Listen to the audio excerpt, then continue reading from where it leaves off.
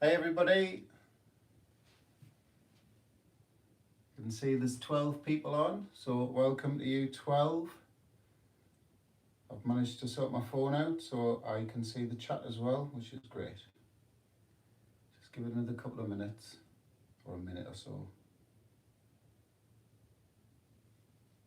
Right.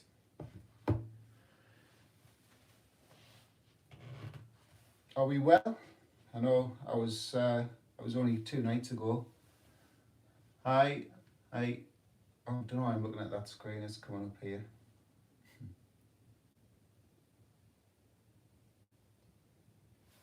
Okay.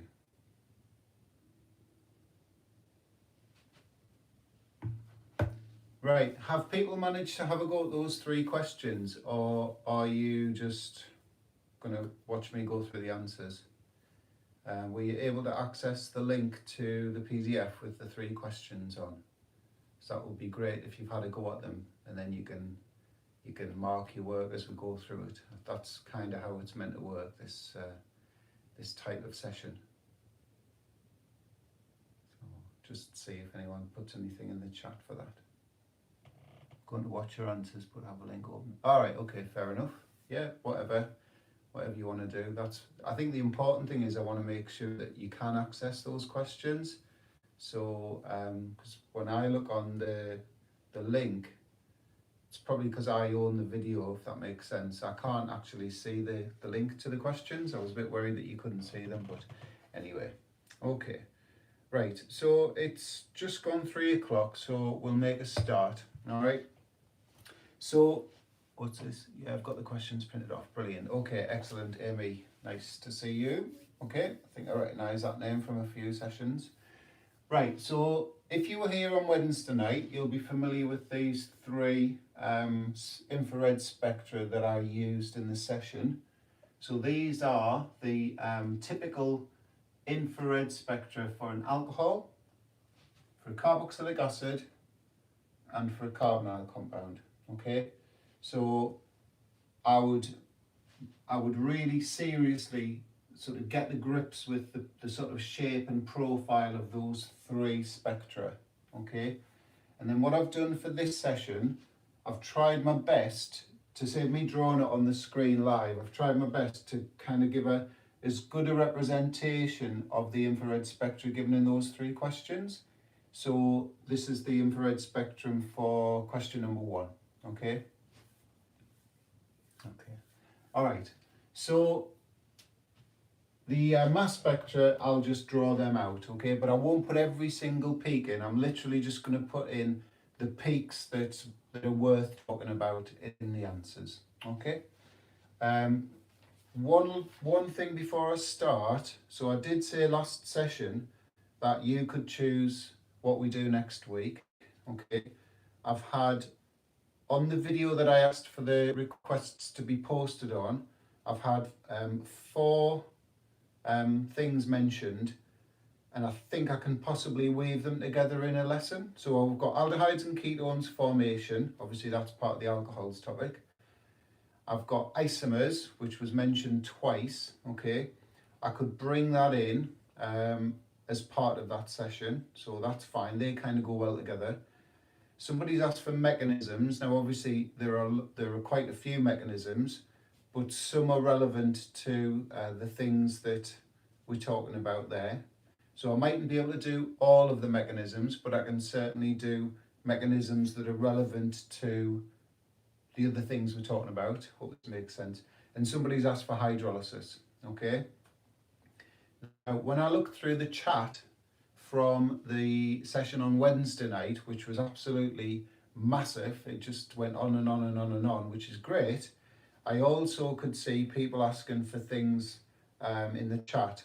So 2 that I've picked out are enthalpy and Kc. So there's a couple of physical chemistry things we could do. So what I'm proposing is next week we do those organic topics, and then on the Friday, so this time next week, I'll go through some questions based on what we do on the Wednesday night. And then the following week, we'll switch to physical chemistry. So I'll do enthalpy and Kc. I mean, enthalpy is a big topic. I mean, it could take a whole hour just to rattle through that. So whether I get onto KC, I'm not sure. And then obviously I can find some questions and you can have a go at those and we'll go through the answers on the Friday. So that's what I'm thinking for the next couple of weeks. So hopefully that sounds okay to most people. Obviously not everyone's going to be happy with those choices, okay, but I want to be, I want to be true to my word, and I asked people to come up with suggestions and I want to do what they've requested, okay? I can see things coming up in the chat now as I'm speaking. I can't read what you're saying. I'll have to look back over the chat. And so therefore, that's going to, obviously, those will have to go onto a list, but they're obviously lower down because they're just coming in now. Right, okay. So I'll put a little video out probably on Monday next week just to say this week on Wednesday at 7 we're doing this, just as a reminder, and Friday we're doing this, okay? Like I've been doing the last couple of weeks. Right, okay, let's go through the answers to these questions. Okay, so question 1 was about compound C, and we were given the percentage composition data. We were given the mass spectrum, which I've already sketched out. They're the only 2 lines I'm going to talk about on the mass spectrum. Even though there were lots more lines than that, they're the only 2 I'm going to talk about. And there's my sketch of the infrared spectrum, okay? And from all of that information, we had to come up with a structure for compound C that was consistent with the evidence and also other bits of information in the question, okay? So let's go through this bit by bit and I'll give you an idea as to how I would tackle a question like this, okay? The first thing I've got written in my notes, and I say this to my students all the time, annotate your spectra, okay? Write on the spectrum what the absorptions are telling you, what that's telling you, and so on. Actually write on the spectrum, okay? And then as you process the information, just, very simple little annotations, and the person marking your work will credit that, as long as it's right, obviously. Okay, so the percentage composition data told us that the empirical formula is C2H4O. C2H4O. Obviously, I'm assuming everybody knows how to do empirical formula, okay? So it's the percentage divided by the MR, percentage over MR, percentage over MR. That'll give you the moles of everything, CH and O, and then you divide by the smallest, and that gives you the ratio, and that's where that's come from, C2H4O. So the first thing I would do is just work out the mass of the empirical formula. So we've got 2 carbons, so that's 24, and another 4 for the hydrogens, so 28, plus 16 for that oxygen, so it's 44. Okay, so just make a note, always work out the MR of the empirical formula. Okay, right, so that's, we'll go back to that in a second. Right, let's look at the mass spectrum.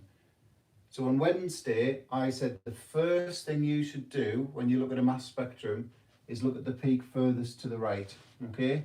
So that's that one there. I would always say that's the molecular ion peak.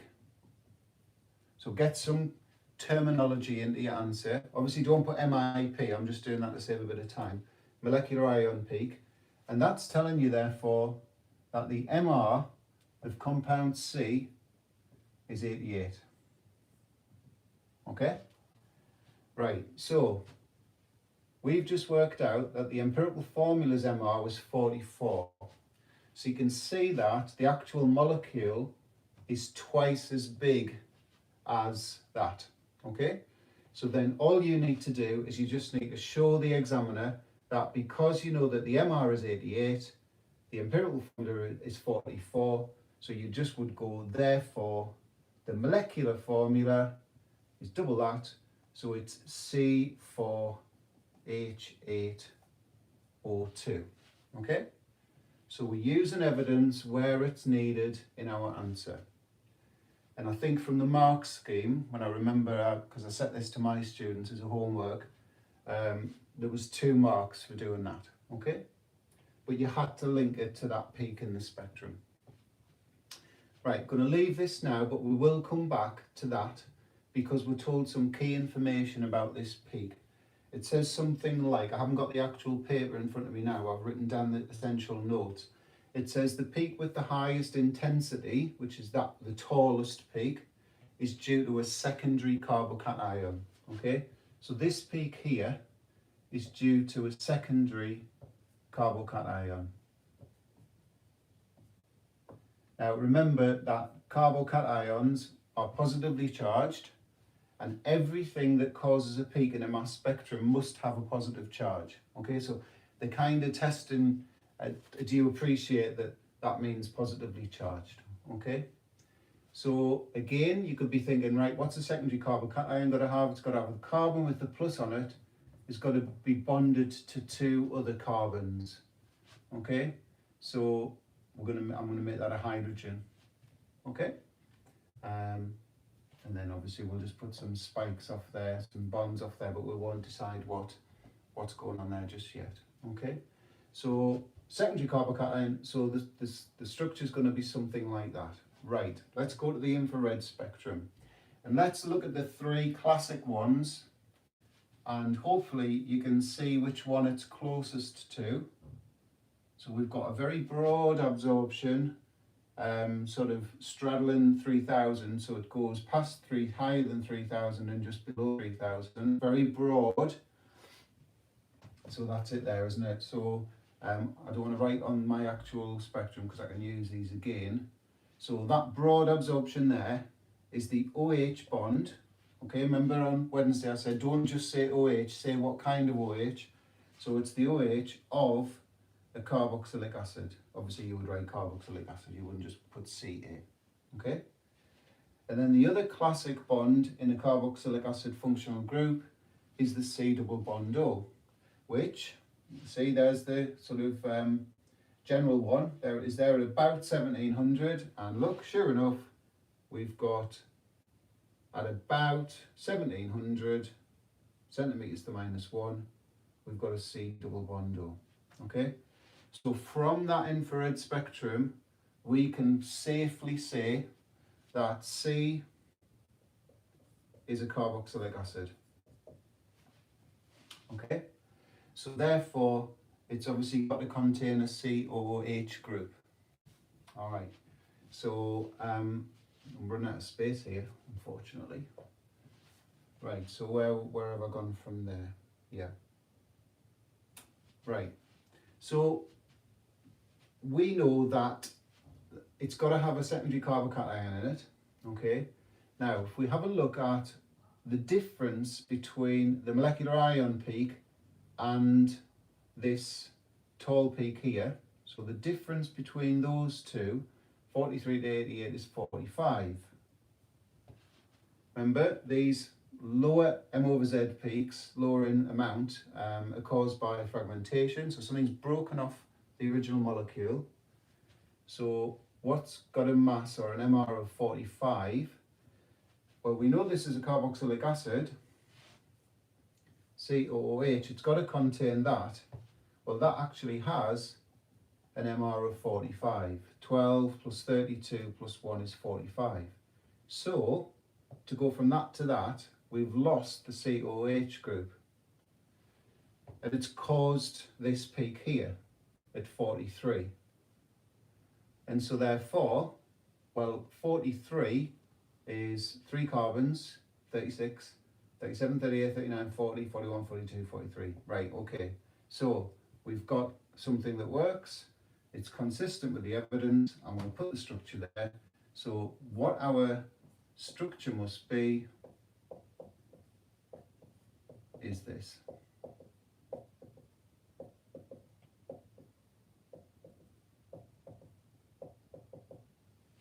Okay. And then I would, just, like I said, I'd go back to that. So we now know that this secondary carbocation has caused this peak at 43. It is obviously this thing here. C3H7 plus. Don't forget that plus sign. Okay. So that is the answer. That's how you would answer that question. Okay. So is there any questions on that before I rub the board and go on to the second one?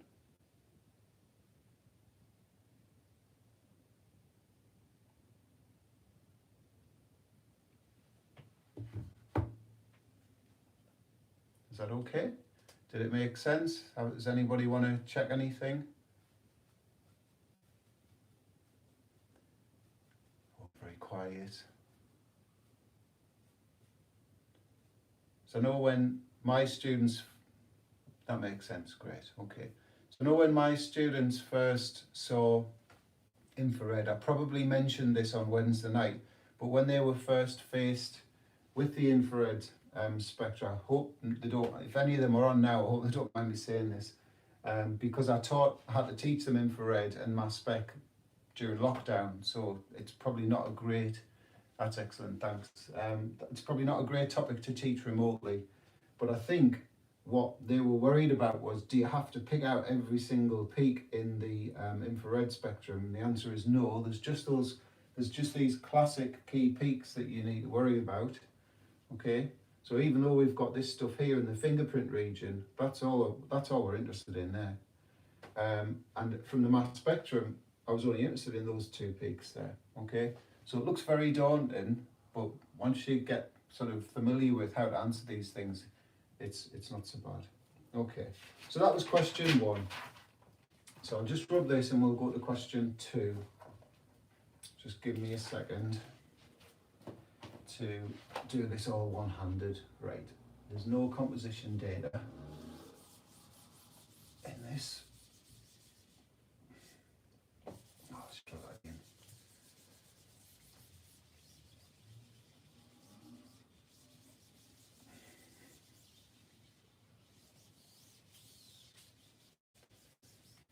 Okay, so question number 2 is about alcohol E,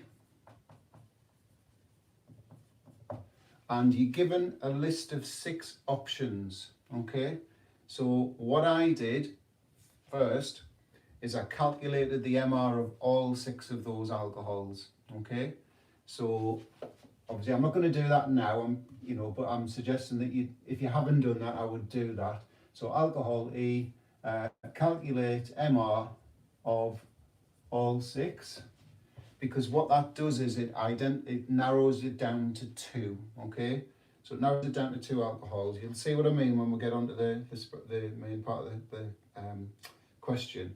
So it says E is heated under reflux. Heated under reflux. So that's very, very important. Obviously, the person who asked me to go over aldehydes and ketones, this is quite a good thing for that person if they're on now. It's heated under reflux with Cr2O7 2-, so it's the dichromate ion in the presence of H+. Can't remember if it said H+ or sulfuric acid, but anyway, acidified dichromate ions, which is obviously an oxidizing agent.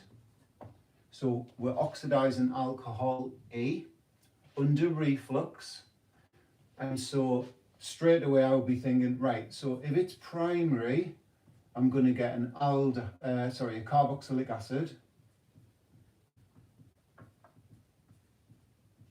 because the condenser's in a vertical position, so as the aldehyde that's formed from the initial oxidation evaporates up the condenser, it drops straight in the pot into the flask and gets oxidized again. So if it's primary, we're going to get a carboxylic acid. If it's secondary, remember they only get oxidized once, that's going to give us a ketone. Okay, so if I was answering this question, I wouldn't have even looked at the mass spectrum yet. I wouldn't have even looked at the infrared yet. I would just be looking at the information in the question going, right, that's an oxidizing agent. I better calculate the MR of those 6 alcohols. It's under reflux, so if it's primary, it's going to be a carboxylic acid. If it's secondary, it's going to be a ketone. Obviously, if it's tertiary, it won't oxidize, will it? Okay, right, so that's that. The mass spectrum of E, so let's just put out the essentials from the mass spectrum. We've got a 60 and we've got a 45. They're the 2 I'm going to talk about in the question. And we've got the infrared spectrum for F, okay? So these things here are F. Okay, so if it's a primary, F is a carboxylic acid. If it's a secondary, F is a ketone. Right, so if I just find, there's the thing I've drawn for that. Hopefully you'll agree that that's a decent enough copy of the spectrum that was given for question 2. Okay, right, so let's start. So again, first look at that is the thing furthest to the right, the peak furthest to the right, this thing here, molecular ion peak. Therefore, MR of, what is it, E is 60. We've calculated the MR of all 6 of those alcohols. 2 of them have got an MR of 60. So straight away, it's either propan 1-ol or propan 2-ol, because they were the only 2 alcohols in that list with an MR of 60. Okay. The peak at 45, let's just do a quick subtraction. That's a loss of, that's 15. So a CH3 is broken off. Okay. So loss, I'm just going to write there, loss of CH3. Okay. Right. So I'm going to go to this now, the infrared spectrum.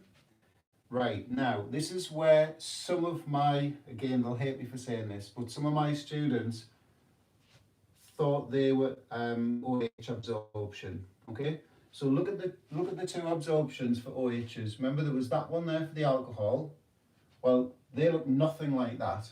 Okay, they're not very big, they're not very broad, they're not curved, so not OH, certainly not of an alcohol.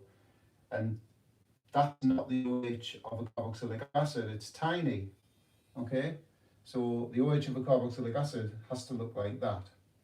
So really, all we've got to go on is that peak there, that absorption there, sorry. So we've got that strong absorption at 1700 cm to the -1. And that's a C double bond O. So what that's telling us is F must be a ketone. Okay, so from the infrared spectrum we now know that F is a ketone. The other thing you could say about this, and I would advise you do this, okay, because there's no broad absorption at around 3000, you can say it doesn't have an OH, no OH present. So you kind of sort of backing yourself up that it can't be a carboxylic acid, which is the only other option for F. Hasn't got an OH because there's no broad absorption at 3000-ish. It has got the 1700 strong absorption, so therefore it has got a C double bond O, so we're going to go for F as a ketone. Okay, so because we know F is a ketone, therefore E must be the secondary alcohol. Okay, so we could say therefore E equals the secondary alcohol, and we said, didn't we, it was propan 2-ol. Okay, right, so we're saying it's not that, it is that. So what's caused this fragment peak at 45? It's the loss of a CH3 group from the original molecule. So if you just broke one of those CH3s off, and then you're left with this here, that's the fragment that's caused that peak at 45. So this is due to, what have we got here? CH3, CH, OH. Don't forget the plus sign. Okay, so that's that fragment there. I always try and pick out one fragment if I can from a mass spectrum. But obviously you've got to go for that molecular ion peak. And then the only other thing it asks for is you had to write the equation for this reaction here that took place. Okay, I'll squeeze that in there. I'll just go for a different colour so it stands out. So if you don't mind, I'm just going to use skeletal formula. I hope you're okay with that. So we've got propanol oxidized, and it does say in the question use O in square brackets to represent the oxidizing agent. Whatever you do, don't try and use that as the formula in the equation. So that's going to give us the ketone, so that's F, remember that's E, and water. So that's the equation. Okay? So, how was that one? Any questions on that one?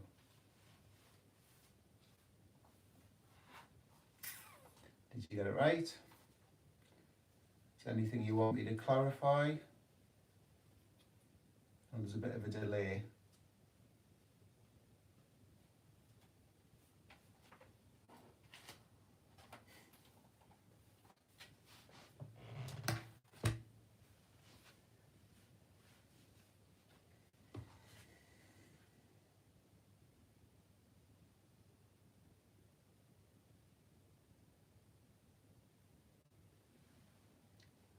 Oh, I've missed that. Sorry, the person who's just, your message has disappeared. I'm just trying to get them up on my phone and I can't see the chat on my phone. Oh, it's there, good.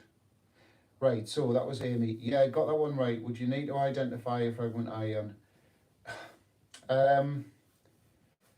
I would always encourage my students to try and pick out a fragment ion if you can, okay?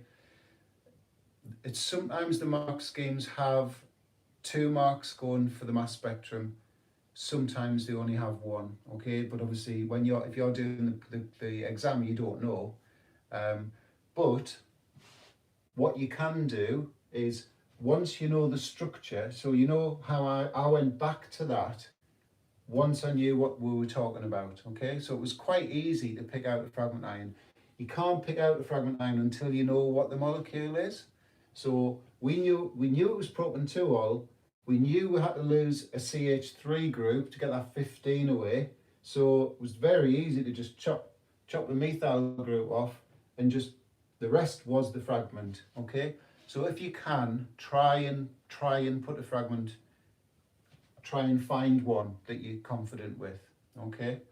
Hope that helps, hope that makes sense.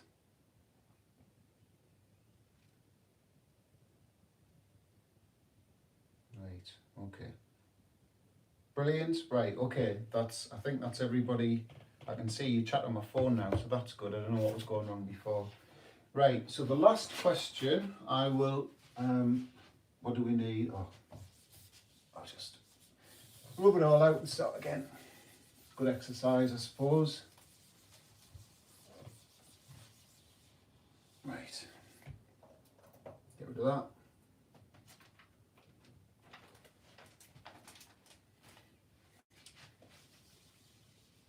If anybody out there was one of my new subscribers the other night, thank you very much for subscribing. So I noticed I was buzzing after the session on Wednesday. I have 16 new subscribers, which is fantastic. Thank you very much. I hope you're pleased that you've joined. Right, question 3. If you're not subscribed, then please do so. Get the notifications switched on as well, so every time I post something, you'll get the message. Right, so question 3 is about compound G. We're told it's a branched chain organic compound, so it's branched. Right, and it says it does not have EZ isomerism or isomers, so no EZ. Now, if a question says that, what automatically you should think it's probably going to be an alkene then. So it's likely to be an alkene. I mean, it mightn't be, but if they're telling you it doesn't show EZ, there's a reason for that, okay? So it doesn't show EZ, so it's probably an alkene, but it mustn't be able to show EZ, okay? Right, so I would be straight away saying alkene. Like, the little triggers go off in your head when you read things, and that should, I would think that should happen for something like that. Right, so we were given percentage composition data. So this is a bit like the first one. Percentage composition data, we were given the mass spectrum and we were given the infrared spectrum. So very much like question number 1. So if I just put, I mean, you can probably see straight away what it is. I'd like to think that, you know, if Wednesday's lesson helped, you'd be able to look at that and go, I already know what it is, or what kind of molecule it is, because I've just recognised that profile from infrared, hopefully. Right, okay. Or maybe I'm just being too optimistic, I don't know. Right, so percentage composition data, so it's got carbon, hydrogen, oxygen, so it's percent over MR, percent over MR, percent over MR, divide by the smallest, get your ratio, and it came out as an empirical formula of C2H3O, C2H3O. So that's obviously going to get you a mark. Mass spectrum, so M over Z.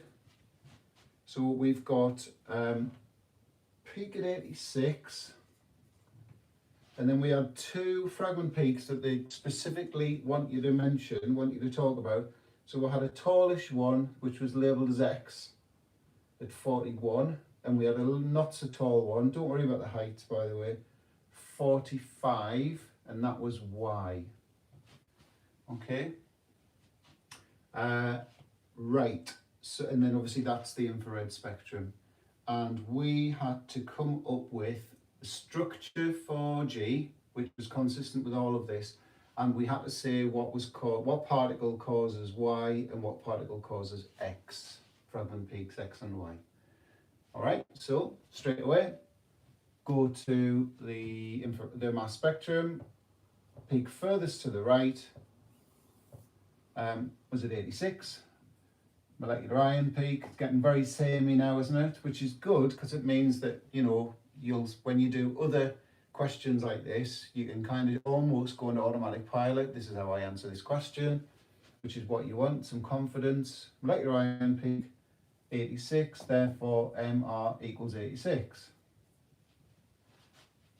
And I forgot to do this, didn't I? So what's the MR of the empirical formula? 24, 27 plus 16 is 43. Wouldn't you know, that's half of that. So therefore, molecular formula is double that. C4H6O2. C4H6O2.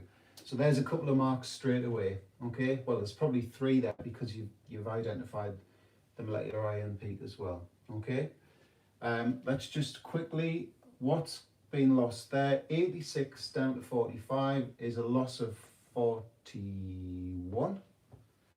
And I mean, you're not getting any marks for doing this, but it's kind of helping, hopefully, with you thinking. Loss of 45 to go from 86 to 41. Okay, now we've already seen a loss of 45 on question 1, so hopefully you realise what's caused that. Right, right, infrared spectrum. Well, it's that, isn't it? It's carboxylic acid. It's clear as day, really broad, either side of 3000. Okay, it's not like that at all. It's definitely like that. So broad absorption between what's that, 3,3 and say 2,6 OH of a carboxylic acid. So what else should we be looking for? C double bond O, well, there it is. So around about 1700, Cm to the minus 1 is your C double bond O. So G is a carboxylic acid, we can say. Therefore, G equals carboxylic acid. So it's definitely got COOH. Okay, so where did I go from that? I said, so if that's the molecular formula, C4H6O2, We know it's definitely got a COH group because it's a carboxylic acid. I went C4H6O2 minus COOH equals C3H5.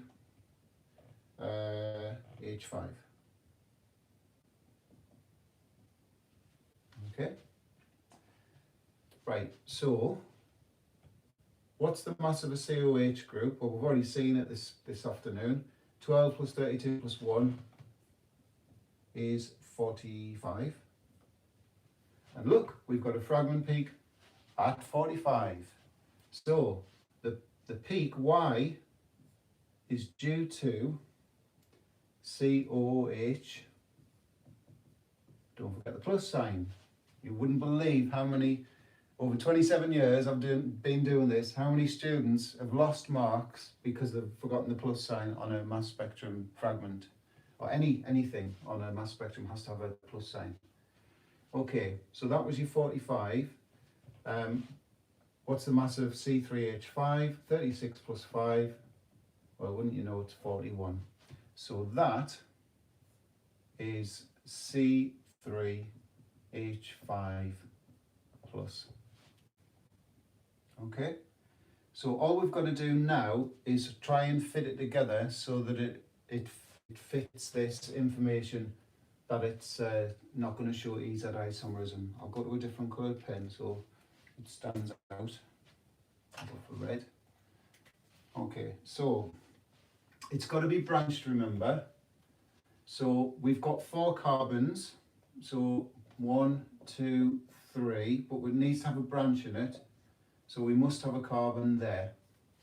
Okay, so to get it so that it's not going to show EZ isomerism, we need one of the carbons in the double bond, so let's say that one, has got to have the same things attached to it. Okay, so if we make them both hydrogens, that means that this alkene can't show EZ isomerism.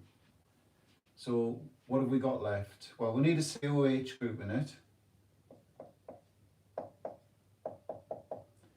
So what's left? 1, 2, 3.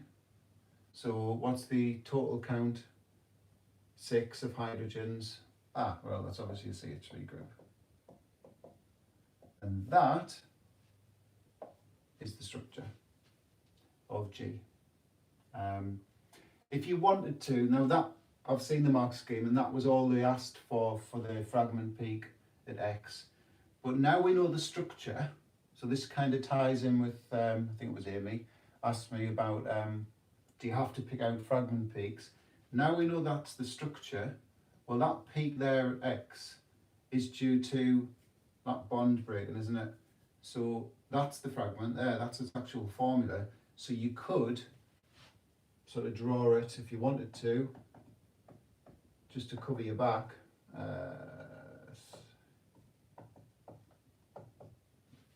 That's actually a better sort of representation of the structure. But that actually got the marks, so don't worry, you don't have to do that. But if you wanted to show off to the examiner, you could. So that's it. They were the 3 questions. How long's that taken?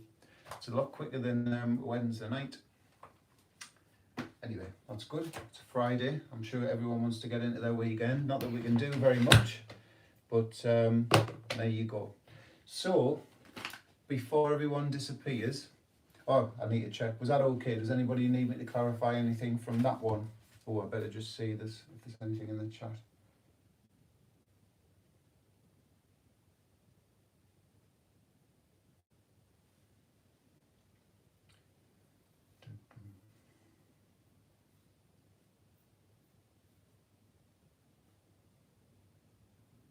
Everybody fine? All clear.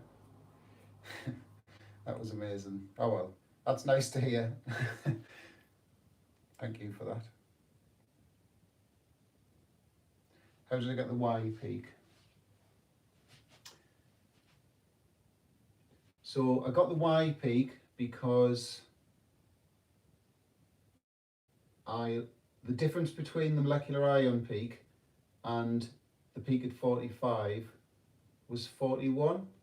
So something of a mass of 41 is broken off the molecule. There's actually two ways you can think about it. So that's broken off, which leaves that, COH, or it's got an M over Z value of 45, and COOH does have a mass of 45, which we know it's a carboxylic acid, so we're kind of just tying it in with the infrared spectrum. Hope that answers that question. That's great. Thank you, Thomas. Very, very kind of you. I'm glad it helped.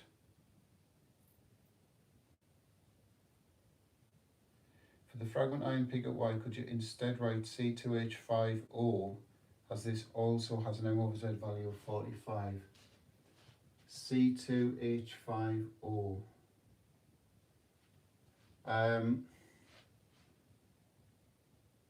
The answer is no, I'm afraid. I'll show you why. To get a fragment of that, for that molecule, in fragmentation for A level, it's really simplified, okay? So on Wednesday, I don't know if you were here, Katie, on Wednesday night, but basically, when you do fragmentation, you always start with the original molecule and you break one bond, okay?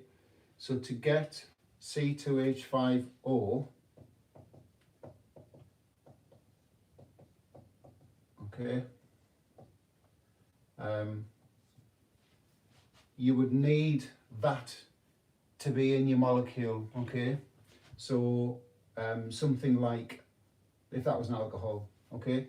So if you had ethanol, yeah, if you had ethanol and you broke that, then you'd get a peak at 45 due to C2H5O. But our molecule G can't give that fragment. I can't see any way of getting C2H5O from the breaking of one bond. Okay. Now, I'm not sure which exam board you're doing, but esters isn't on. Strangely, esters is not in OCR in first year in year 12, which is a pain actually. I wish it was. Anyway, so if you had an ester, okay,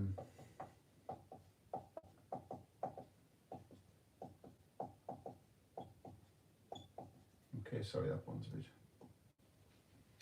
You see how that ester there would give a fragment at 45, because you could break that. Remember, go back to the original molecule, break one bond, and that fragment there with its plus charge has a mass of 45. So that could give it, but can you see that that can't cause that fragment? So it had to be due to the COOH. Has that answered your question? Yeah, esters is part of A2 in second year. Yeah, it's part of A2.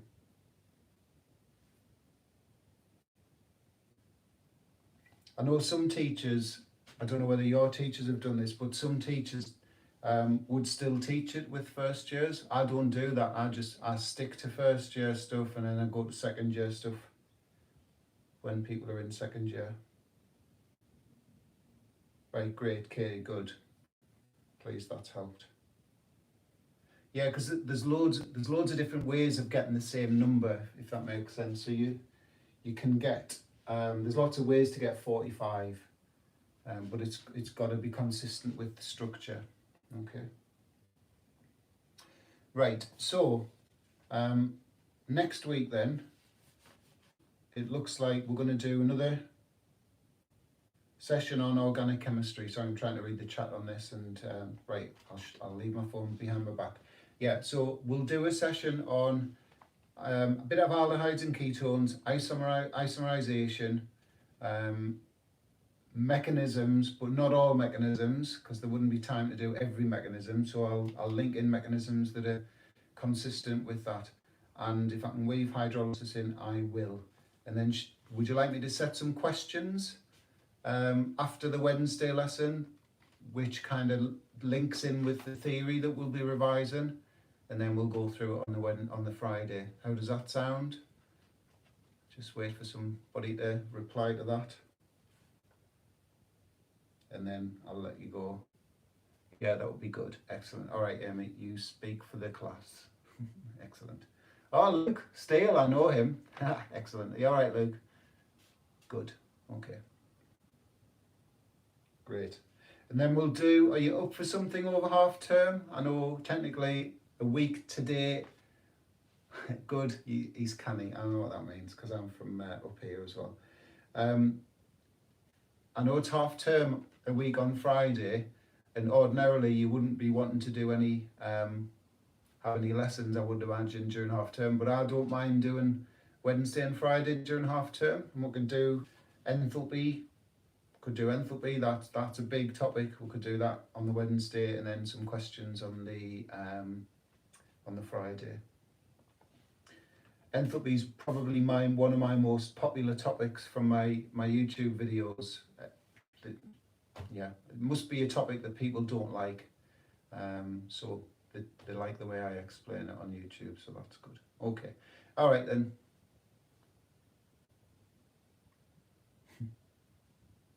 Great.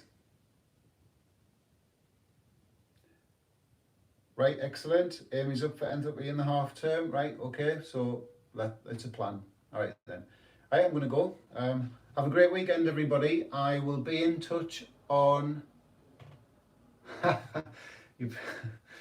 Your teacher made you watch the enthalpy videos. Good, good. God, I'm doing work for so many teachers here, aren't I? That's fine. I don't mind. Quite like doing it. I'm sure you can tell. Good, good. Okay. Right. What was I going to say? I forgot what I was going to say now. Yeah, I'll make a quick video on Monday, and that'll be like the first thing you see when you go onto the channel, and that'll just say this week on Wednesday we're doing this, on Friday we're doing this. Okay, just 30-second, 1 minute maximum video. Right, I'm going. Goodbye. Have a great weekend. See you next week. Bye. Bye, Luke. Bye, everybody. I'm gonna hit bye.